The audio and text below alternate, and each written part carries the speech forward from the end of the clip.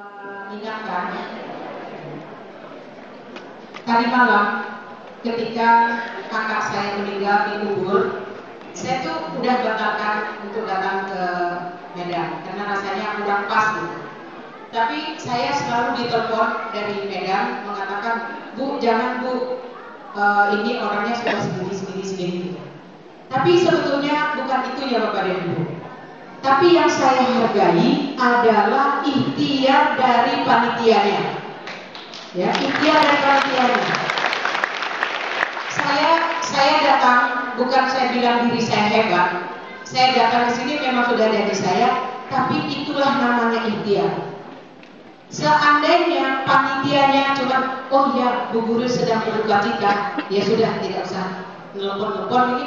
Insya Allah saya juga nggak punya kesempatan untuk hadir di sini. Nah, ikhtiar inilah yang Allah beri contoh kepada Siti Hajar.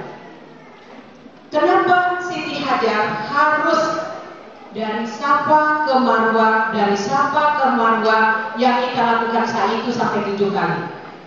Kalau saya sebagai pejabat atau mungkin Bapak Ibu sebagai pejabat, kalau anak saya susah pasti saya servis, ya udahlah, situ pasti beres. Tapi itulah Allah memberi kepada kita bahwa hidup itu harus ikhtiar. Coba bayangkan, Siti Hajar suaminya Nabi Ibrahim, ya kan? Anaknya Ismail. Bisa-bisanya dia diberi pelajaran untuk dari Safa ke Marwah untuk mencari air. Toh akhirnya yang mendapatkan titik air itu adalah kakinya Ismail. Ini saya contohkan. Kalau panitianya itu nggak nelpon-nelpon, insya Allah kita hari ini juga nggak bisa silaturahmi. Saya bahagia bisa silaturahmi karena silaturahmi itu memberi manfaat. Inilah gunanya ikhtiar. Sudah dicontohkan dari Siti Hajar. Kemudian tadi di bandara kita pesawatnya jam 5, baru kita duduk diumumkan Citylink nomor sekian, delay sekian. Terus saya duduk, staf saya berdiri. Ini Ibu Etin bilang ke saya, protes dia, Bu, harusnya tadi Semarang bukan duluan, harusnya kita duluan. Kok kita delay sih Bu? Saya bilang udah jangan ngomong banyak, selawat aja kita baca. Belum selesai saya ngomong, paling saya baru ngomong 1 detik, langsung pesawat Citylink nomor sekian, presidennya disuruh naik pesawat. Saya bilang sama Etin, tuh kan, jadi kalau ada cobaan itu nggak usah ngomong macam-macam. Jadi manusia itu mulutnya itu harus dijaga, ucapannya itu harus yang baik-baik.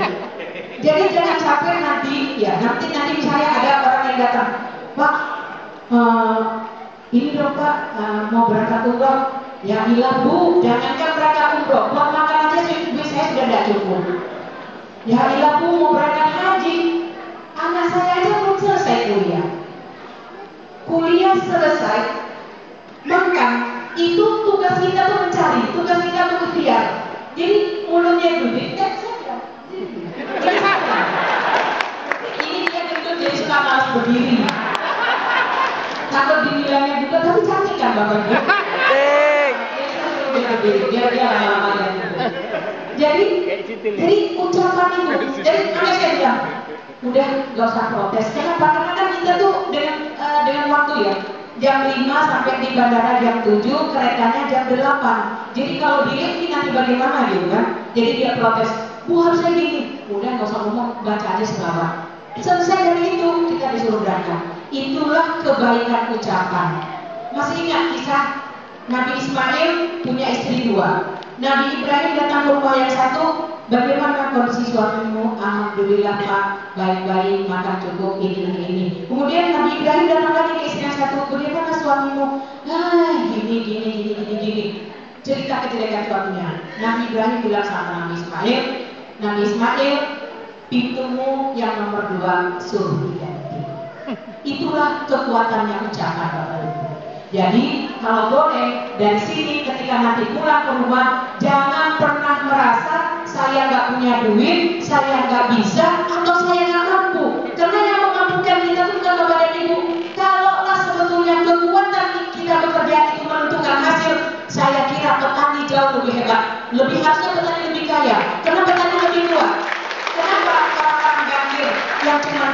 naik Mercy dulu di kantor tanda tangan dia yang berhasil. Jadi itulah namanya kekuatan ikhtiar, itulah nama kekuatan doa dan kegiatan ucapan. Sama dengan kalau seandainya orang kaya itu karena kepintaran otaknya, saya kira nggak ada orang SD orang kaya. Buktinya Prof Hamka, Buya Hamka, sekolahnya cuma SD, bukunya kemana-mana. Dikenal dari dulu sampai sekarang, dari anak kecil sampai orang tua. Saya kira umur-umurnya 60 tahu tenggelamnya kapal Vanderbilt. Berkali-kali kita baca bukunya, itu tangannya SD Pak. Jadi Bapak Ibu, yang saya ingin sampaikan, jangan pernah merasa tidak mampu, karena rata-rata kita dikasih kemampuan, tapi bagaimana kita mengolah kemampuan itu sehingga memberikan hasil, itu yang paling penting. Karena Allah itu tergantung sangkaan hambanya. Kalau kita sudah merasa, nggak mungkin saya sama dia, orang dia ganteng banget, saya cuma kayak begini. Kan ada kisah Cinderella, raja kawin dengan pembantu. Itu suatu bukti bahwa ucapan semangat keinginan itu seperti itu. Jadi jangan pernah, jadi kalau hari besok Bapak Ibu ditanya punya uang nggak untuk berangkat umroh, punya. Tapi saya belum lagi berangkat karena saya ada kebutuhan ini. Gitu. Jangan bilang kok saya nggak punya. Jangan bilang. Ya, jadi ucapannya harus yang baik-baik, sangka baik kepada Allah. Tidak ada yang tidak mungkin.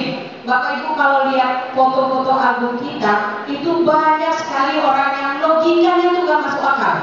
Tukang cuci, tukang setrika, orang nggak punya kaki, orang nggak punya mata, nenek-nenek yang nggak punya keluarga. Tapi alhamdulillah, tuh ini kan kalau dia berapa sih gajinya tukang pijat? Logika nggak masuk akal kan?